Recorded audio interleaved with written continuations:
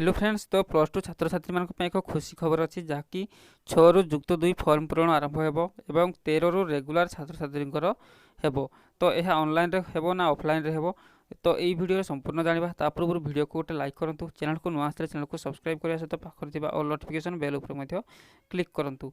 जुक्त 2 कला विज्ञान वाणिज्य और धंदामूलक वर्ष छात्र छात्री वार्षिक परीक्षा पई आसंता 6 तारिख रु फॉर्म पूरण आरंभ हेबो।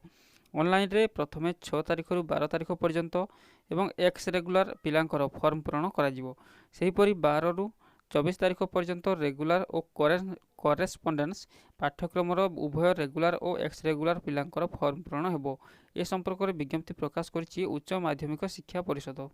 तो यही समय सीमा भितर छात्र छात्री फॉर्म पूरण न करि पारिले जरिमाना देई फॉर्म पूरण करिवे।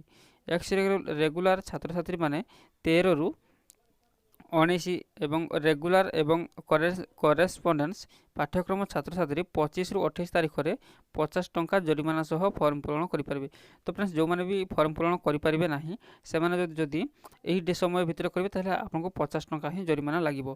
सेहीपरि 20 रु 3 भितर एक्स रेगुलर और मार्च 1 रु 3 भितर रेगुलर और करेस्पॉन्डेंस पाठ्यक्रम छात्र छात्री माने 350 टंका जरिमाना सह फॉर्म पूरण करेंगे।